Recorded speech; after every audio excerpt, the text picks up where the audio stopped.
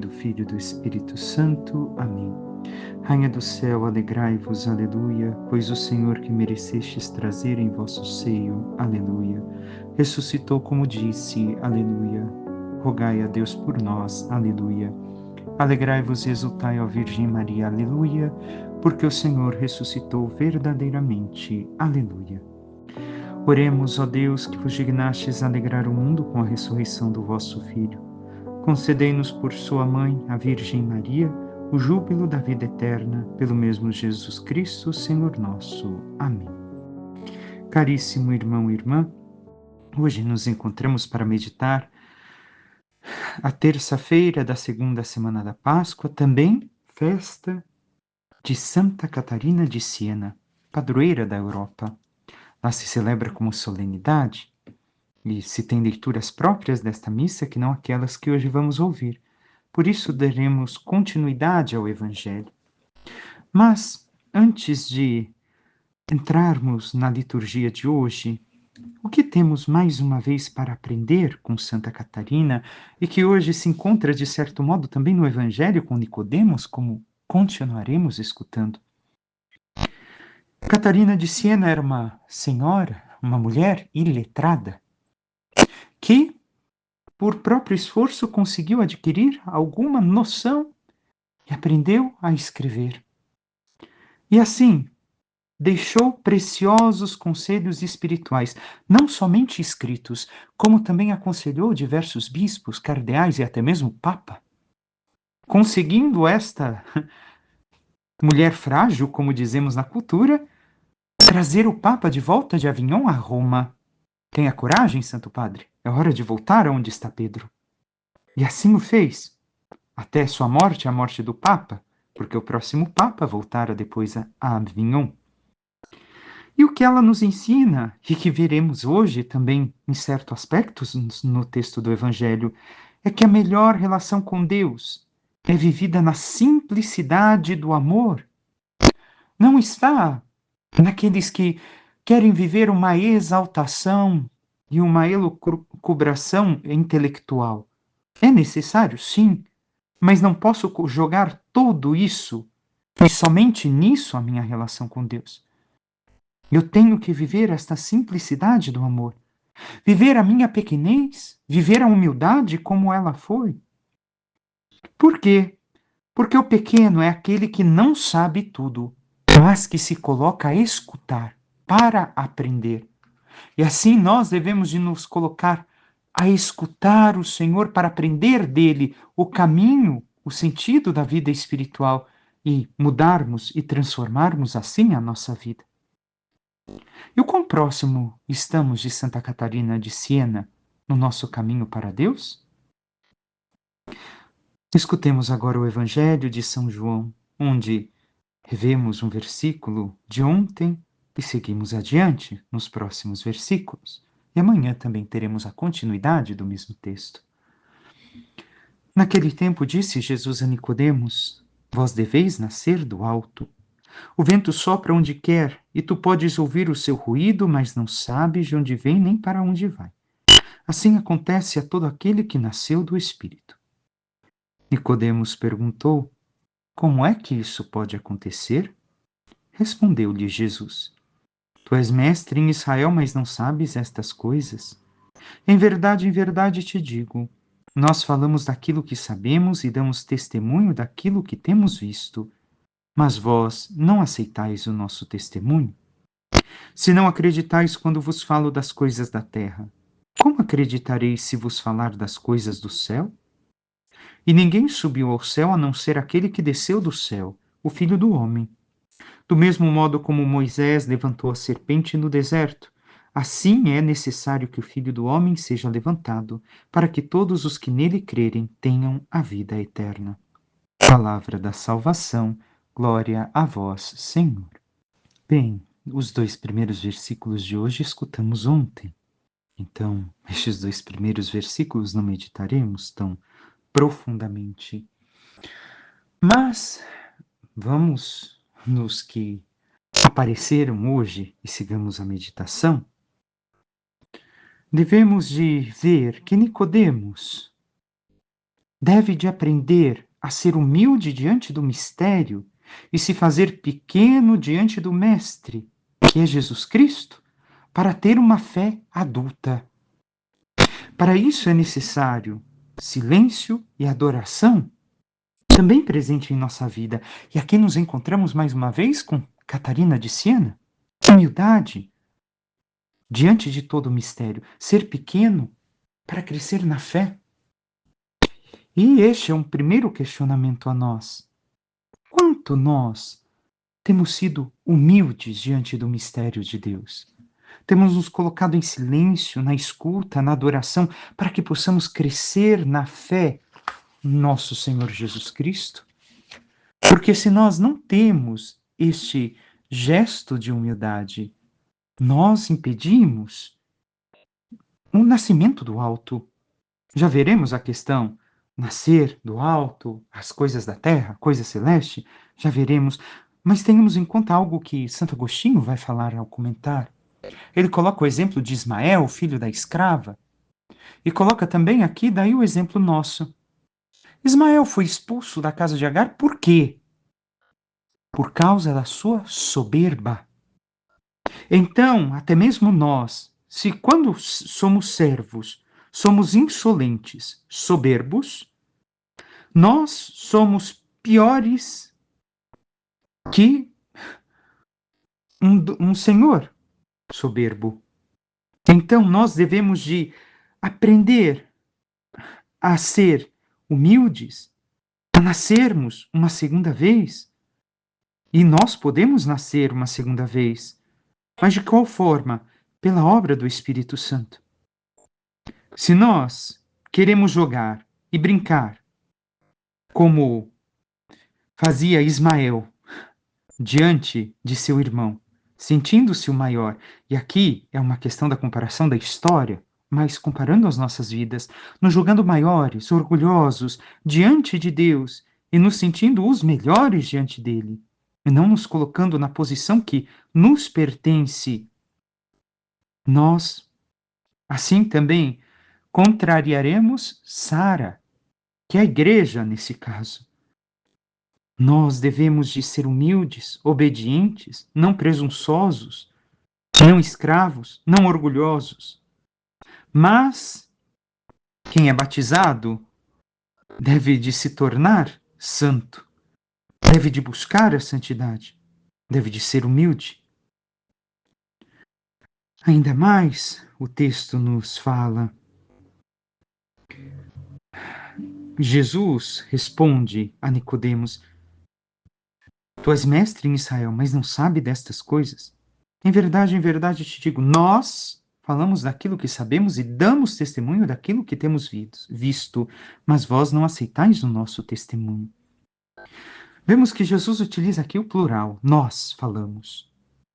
Jesus está falando da sua experiência pessoal e direta com o Pai. Na contemplação no Pai, no interno do Pai. É difícil de expressar aqui na língua portuguesa de uma forma correta isso, mas verso dentro do Pai. Esta experiência de contemplação, de estar ali, de viver este amor total do Pai, é justamente o que Jesus anuncia. A sua relação trinitária. E é assim que o Senhor também quer falar a nós. Mas muitas vezes nós não aceitamos o testemunho do Senhor.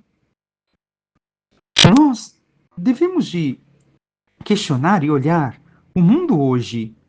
Os homens não acreditavam nele naquele tempo e não acreditam nele ainda hoje. O Senhor ensina um caminho para a salvação.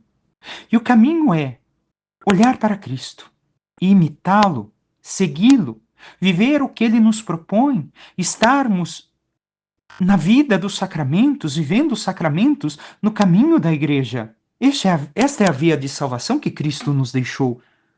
Mas ainda hoje os homens seguem não acreditando. E os homens que dizem acreditar em Jesus, homens e mulheres, que dizem ser católicos, mas que querem viver uma vida católica a seu bel prazer, ao seu gosto? Não podemos. Devemos de aprender da experiência do Divino Mestre, da sua experiência pessoal e direta no Pai.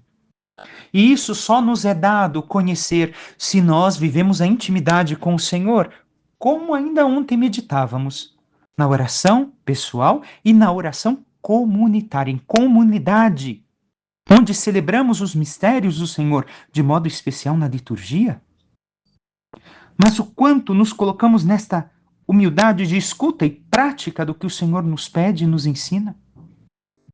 Porque não basta escutar, eu tenho que vivenciar, eu tenho que experimentar em mim este amor de Deus através daquilo que o Senhor quer nos deixar.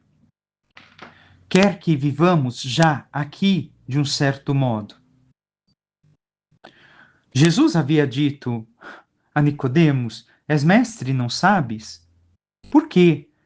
Os fariseus sabiam que os profetas haviam profetizado tantas vezes que o Messias viria, que o Espírito Santo operaria na alma de todos. Porém, faziam consistir a justiça na observância somente exterior da lei, esperando a vinda do Messias como restauração do reino temporal. Não compreenderam que se tratasse da mudança interior e renovação espiritual. E é isso que Jesus pede a cada um de nós, que nós mudemos interiormente, porque senão estamos agindo como os fariseus, como o próprio Nicodemos, que era fariseu, mas ele na humildade se abriu ao Senhor. Nós podemos, na soberba, ser piores que os escravos, e sermos expulsos da presença do Senhor pela soberba. Somente a humildade nos leva a Cristo. Como vai citar Santo Agostinho em relação a esta frase de Nicodemos? Como dissesse: vês, cabo soberbo, cabeça soberba, que não sabes nada? Necessitas nascer do Espírito. Se nasces do Espírito, poderás percorrer a via de Deus, o caminho de Deus, seguindo a humildade de Cristo. Ele é tão humilde sobre todos os anjos que, mesmo sendo na forma de Deus, não estimou o roubo de ser a par com Deus, mas se fez nada, tomando a forma de um escravo e se tornando homem, como nos diz São Paulo. E Jesus persiste com Nicodemos, insiste em anunciar o Pai, em anunciar o amor de Deus, que vai ser explícito nos versículos que seguem. Continuemos com aquilo que Jesus diz. Se não acreditais quando eu vos falo das coisas da terra, das coisas terrenas, como acreditareis se vos falar das coisas do céu, das coisas celestes? Outra tradução: se quando tenho falado nas coisas terrenas não me credes, como crereis vós se vos falar nas celestiais? Nós devemos de ver aqui que o divino supera o humano. É fato, mas muitas vezes nos esquecemos deste fato. Não recordamos deste fato na nossa vida. A revelação, as coisas celestes são a revelação do amor de Deus em Jesus Cristo, como encerra hoje o Evangelho. Jesus levantado na cruz, ali está todo o amor de Deus por nós. Não mais em palavras, não mais um amor que desconhecemos. Eu acho que Deus me ama. Não, Deus me ama. Eu vejo o sinal do seu amor na entrega de seu filho na cruz. E o que são as coisas terrenas que fala Jesus? Justamente o renascer, o nascer de novo. Porque nós vivemos na condição terrena, mas devemos de passar à condição sobrenatural, a condição divina. E nós aqui ao longo do texto, que ainda vai seguir, vemos em Nicodemos aquilo que Jesus também quer dizer a nós. Se a fé não cresce na revelação de Jesus sobre o destino espiritual do homem, que está em jogo a nossa salvação e a eternidade, como poderemos compreender a Jesus e o seu amor para conosco? Nós necessitamos compreender e crescer de fé em fé, como diz São Paulo. Porque se não avançamos dia após dia, passo após passo, caminhando na via da salvação que o Senhor nos oferece, e nada muda em nossa vida, nós não crescemos na revelação de Cristo a nós, nós não buscamos o verdadeiro destino final ao qual nós somos chamados, e sem um destino final, sem uma meta, o homem perde aqui o sentido de sua vida. Então, se nós olhamos para isso, devemos de compreender cada vez mais a Cristo, ao seu amor e corresponder ao amor dele para conosco. Nós ainda devemos de recordar que o mistério das coisas terrenas e celestiais, o mistério da regeneração do homem diante do batismo, foi explicado pelo nosso Senhor por meio de comparações das coisas da terra. E é menos difícil de se entender do que outros mistérios, como a geração do Verbo e sua encarnação e a união das duas naturezas de Cristo. É mais fácil compreender as coisas da terra do que estas coisas celestes, os mistérios. Ainda quer indicar Jesus quando vos falo de coisas que não estão fora da esfera dos vossos conhecimentos, e vos falo na linguagem humana, como prestar-me-eis fé, quando eu entender tratar das coisas mais altas e sublimes, e vou-las propuser sem parábolas nem figuras, como são em si mesmas? E o Senhor ainda hoje nos ensina este caminho. O Senhor ainda hoje, através dos santos, da história da igreja, dos sacramentos, nos ensina as coisas celestiais. Porém, se nós não compreendemos, se nós não crescemos na fé, se nós não vivemos em união com o Senhor, como começamos a meditar este evangelho ontem, nós não compreenderemos e não viveremos aquilo que o Senhor quer de cada um de nós. E ainda Santo Agostinho vai recordar ao final do comentário de um trecho que, se vocês não creem que eu posso ressuscitar este templo que eu habito em 3 dias, como vocês vão poder acreditar que eu posso regenerar as vossas vidas pelo Espírito Santo? E segue o Evangelho, recordando que ninguém subiu ao céu senão o Filho, e depois vai terminar com a comparação da serpente. Aqui, em tudo isso que o Senhor está dizendo, devemos de recordar que é necessário a fé para entender. Muitas pessoas não entendem o cristianismo porque não têm fé. Sem fé, serão sempre incapazes de compreender o cristianismo. Ah, eu vejo, eu conheço, eu sei, eu li. Não, não. Sem a fé é impossível compreender verdadeiramente o cristianismo. E aqui, mais uma vez, nos questionamos como estamos na nossa fé. Estamos crescendo de fé em fé? Numa fé onde vivemos esta relação de amor, de humildade, de escuta do Senhor e nos deixamos tocar e transformar pela Sua palavra, vivendo o que Ele nos ensina? Porque se não temos fé, não compreenderemos aquilo que Jesus quer nos ensinar. Ainda hoje, assim como muitos querem falar da igreja, estamos agora já muitos falando do conclave e muita gente que não tem fé. Por que estão falando da igreja? Não só do conclave, mas de tantos tópicos que a igreja tem. As pessoas não têm fé, não são católicas, não conhecem o cristianismo e de fora querem colocar suas opiniões. Não, não é assim que funciona. É necessário fé para compreender aquilo que o Senhor nos diz e nos pede. Então, Jesus, ao falar que ninguém subiu ao céu senão aquele que desceu, diz que para ensinar de ciência certa e atestar as coisas celestes, era preciso ter subido ao céu e ter estado lá, o que ninguém fez. e que, portanto, não poderiam os homens conhecer os mistérios divinos se ele não explicasse. Porque ele desceu dos céus e nos explica. E nós devemos de reconhecer nele também, como Nicodemos, o nosso mestre, o nosso Senhor, aquele que nos ensina o verdadeiro sentido da vida. E também Santo Agostinho vai recordar se ele é o único homem capaz de ensinar as coisas celestiais. Ai daqueles que atentam contra a unidade da igreja.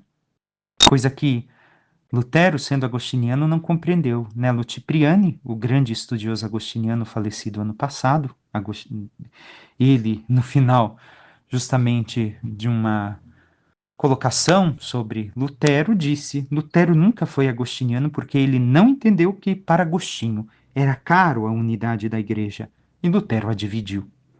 Então, a única forma é escutarmos aquele único e verdadeiro Deus e não atentarmos contra a unidade da fé, mas sim buscarmos viver unidos a Ele. E por fim, ao falar da cruz, comparando-a com, com a serpente no deserto, Jesus quer o quê? Quer indicar que nós devemos de ultrapassar as aparências dos sinais. O Senhor realiza uma cura, uma graça, um milagre, mas também ali não podemos ficar neste sinal. Devemos de ultrapassar e elevar a nossa vida a Deus, como se elevava os olhos à serpente de bronze. Isso quer dizer submeter-se a Deus é olhar a Jesus crucificado e caminharmos na sua direção, carregando a nossa cruz, para passarmos também, passando pelo sofrimento, na exaltação e na glória.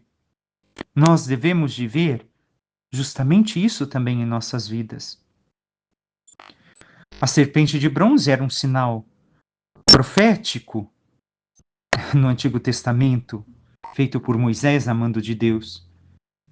Porque depois, com Jesus, a morte que nós recebemos causada pela serpente infernal, ele pregado na cruz, sob a forma da nossa carne culpada, que ela infectou com o pecado, nos salvou da verdadeira morte. E nós devemos de olhar para ele e guiarmos a nossa vida a ele. E assim temos vivido a nossa vida em intimidade com o Senhor. E para encerrarmos ainda esta meditação, os mestres mudam os homens com suas vidas, diz Fulton Sheen. Nosso Senhor Santíssimo mudaria os homens com sua morte. O veneno do ódio, da sensualidade e da inveja que está no coração dos homens não pode ser curado apenas por sábias exortações e reformas sociais. O preço do pecado é a morte, e, portanto, a expiação do pecado teria de ser pela morte. Assim como nos sacrifícios antigos, o fogo queimava de maneira simbólica o pecado imputado juntamente com a vítima. Do mesmo modo, na cruz, os pecados do mundo seriam descartados pelo sofrimento de Cristo, pois ele seria erguido como sacerdote e prostrado como vítima. Os dois maiores estandartes já desfraudados foram a serpente e o Salvador, e ainda assim há uma diferença infinita entre eles. Nós devemos de ver se realmente nosso Senhor tem sido a causa de nossa salvação, de nossa transformação e nos libertado do pecado, da sensualidade, inveja e qualquer outro pecado que seja. Passemos brevemente pelo Salmo. Reina o Senhor, revestiu-se de esplendor. Verdadeiros são os vossos testemunhos, refúgio a santidade em vossa casa, pelos séculos dos séculos, Senhor. Os testemunhos do Senhor são sempre verdadeiros e nos mostram a direção certas a serem tomadas em nossas vidas. Mas o quanto estamos dispostos a seguir esta direção para alcançarmos aquilo que verdadeiramente importa, que é a alegria que não tem mais fim, a alegria eterna que nos será dada na eternidade? Passemos à primeira leitura. A multidão dos fiéis era um só coração e uma só alma. Ninguém considerava como próprias coisas que possuía, mas tudo entre eles era posto em comum. Com grandes sinais de poder, os apóstolos davam testemunho da ressurreição do Senhor Jesus e os fiéis eram estimados por todos. Entre eles ninguém passava necessidade, pois aqueles que possuíam terras ou casas vendiam-nos, levavam o dinheiro e o colocavam aos pés dos apóstolos. Depois era distribuído conforme a necessidade de cada um. José, chamado pelos apóstolos de Barnabé, que significa filho da consolação, levita e natural de Chipre, possuía um campo, vendeu e foi depositar o dinheiro aos pés dos apóstolos. Nós vemos aqui o nascimento da primeira comunidade cristã. E o que acontece? Vivem em comum união, comunhão. Tudo que têm não são apegados, mas é para socorrer aqueles que não têm, para que todos possam viver de um modo melhor. Mas devemos de ver que isso daqui é fruto da experiência de vida e da fé. E também de uma escolha. Ninguém era obrigado a entrar na comunidade dos apóstolos, como acontece neste texto que estamos ouvindo. É daqui que Santo Agostinho também toma parte da nossa regra. E nós vemos o quê? Alguém é obrigado a ser agostiniano? Não, se torna quem quer, quem se sente chamado. Assim como na igreja há diversos dons e carismas, e nós podemos ver em tantos tipos de consagração de vida, também nós devemos de viver da melhor forma possível a nossa fé. E a socorrermos uns aos outros mutuamente, não somente porque muitas vezes, infelizmente, se vão a dois extremos. Socorremos espiritualmente e esquecemos de socorrer materialmente quando podemos fazê-lo, quando não podemos, paciência. E outros hoje em dia já querem socorrer materialmente e se esquecem da salvação. As duas coisas têm que caminhar juntas, mas de acordo com aquilo que o Senhor nos pede, com o estado de vida de cada um. É diferente um religioso de um casado. É diferente alguém que tem muitas posses do que alguém que não tem nada ou tem muito pouco. Cada um deve de doar-se e ser desapegado, porque o texto nos mostra isso em especial, o desapego. O que eu possuo não é meu. E se um dia eu perder, paciência. O Senhor Deus deu, diz Jó, o Senhor tirou. Bendito seja o nome do Senhor.